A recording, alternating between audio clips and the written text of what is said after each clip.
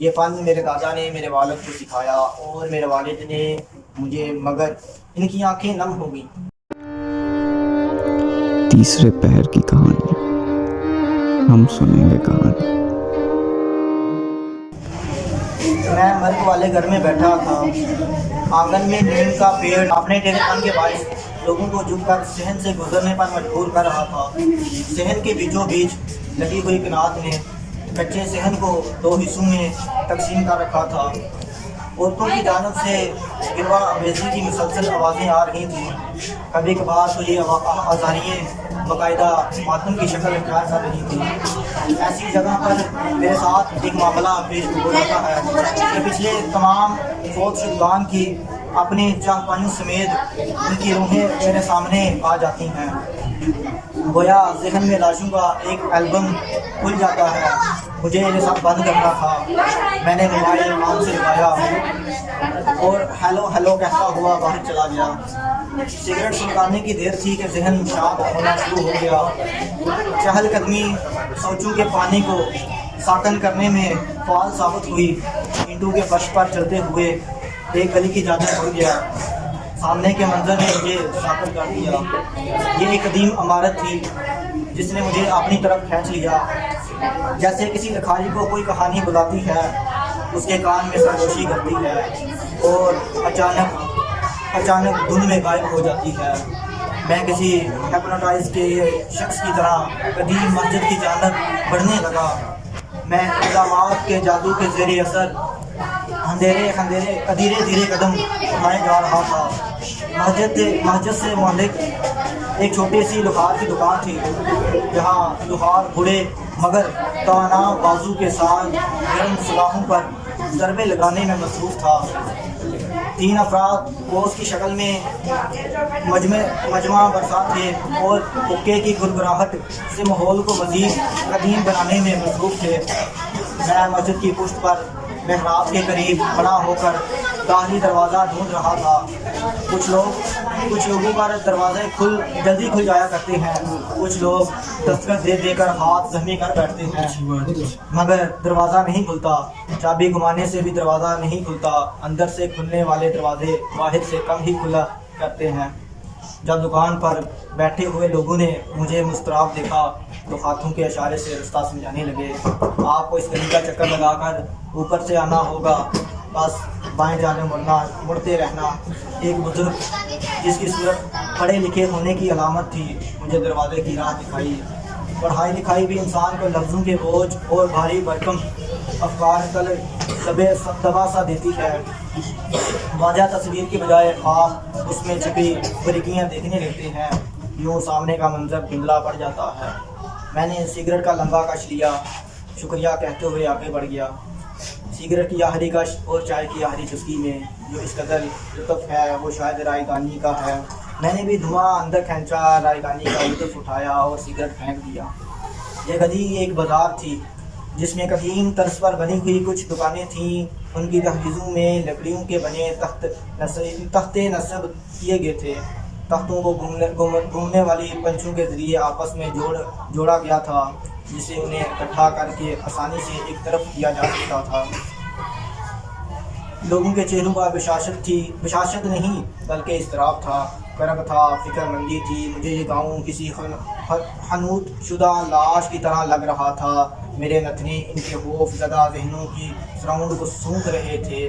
دکانیں ختم ہو چکی تھیں، گلی تنگ ہوتی جا رہی تھی اور مجھے کھلی جگہ درکار تھی جہاں کھل کر سانس لیا جا سکے۔ گلی نے تھوڑا موڑ کاٹا اور مجھے چوک میں انڈیل دیا۔ یہاں چہل پہل تھی، دکانیں ہی دکانیں تھیں۔ میں لوگوں کی چبھتی نظروں سے بچتا بچاتا بائیں جانب مڑ گیا۔ وہ گلی سرنگ کی طرح تھی اور بددستور بائیں جانب جھکتی جا رہی تھی۔ اس گلی نے جھکاؤ کے باوجود مجھے انگلی پکڑ کر مسجد کے سامنے لا کھڑا کیا۔ جتنی قدامت عمارت کی پشت سے واضح تھی، اس سے زیادہ وجہ سامنے کے حصے میں تھی۔ ہوا مہدم سرو میں الاپ کر رہی تھی۔ فروری کی دھوپ میں ہلکی چبھن تھی۔ میں نے جوتے اتارے اور مسجد میں داخل ہو گیا۔ دوپہر 12 بجے کے قریب کسی نمازی کا ہونا ناممکن تھا اور ایسا ہی ہوا۔ مجھے بھی تنہائی درکار تھی۔ تنہائی سوچوں کی گرہیں کھولتی چلی جاتی ہے۔ میں نے اپنی ذات کے ساتھ قریب ترین لمحات ہمیشہ تنہائی میں ہی گزارے ہیں۔ مجھے شاید یہی خواہش یہاں تک لے آئی تھی۔ مسجد کا سامنے والا حصہ 3 محرابی دروازوں پر مشتمل تھا۔ درمیانی دروازہ باقی 2 کی بنسبت کافی اونچا تھا، باقی 2 دائیں بائیں کافی فاصلے پر تھے، اور درمیان میں جالی دار لنگوتری کھڑکیاں تھیں۔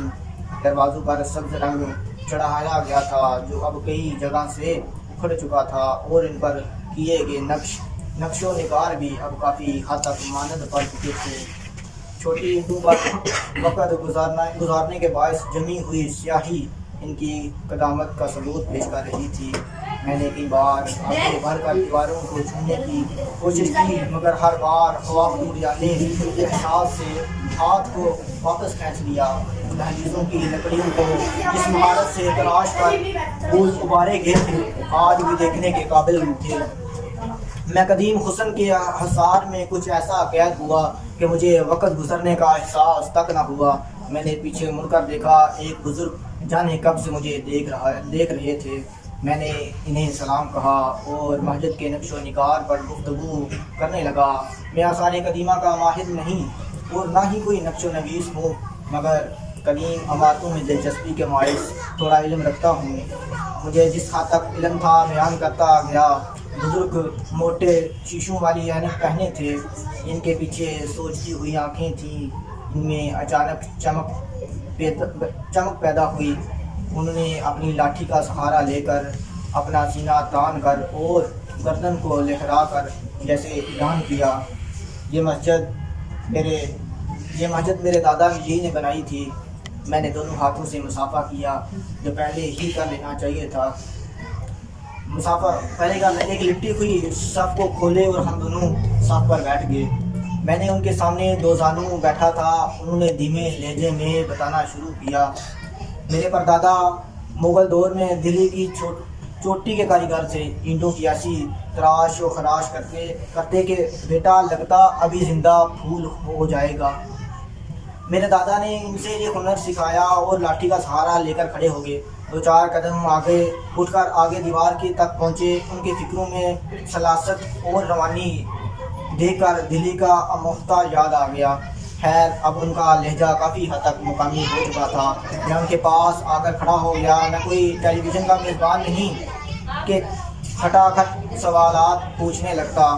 میں خاموشی سے ان کی گفتگو سننے میں مہوس تھا۔ وہ لاٹھی ٹیکتے ہوئے مسجد کی عمارت میں داخل ہوئے۔ عمارت کا فرش صحن میں لگے فرش سے خاصا نیچے تھا، اس لیے انہیں دہلیز کا سہارا بھی لینا پڑا۔ میں نے بھی ان کے پیروی کرنا ہی مناسب سمجھا کہ وہ فقط مجھ سے ہی تو مخاطب ہیں۔ اس مسجد کی چھت 20 فٹ پر بنی ہوئی تھی۔ گرمیوں میں مسجد ٹھنڈی رہتی تھی۔ چھت ٹاٹ والی ہے اور 150 سال گزرنے کے بعد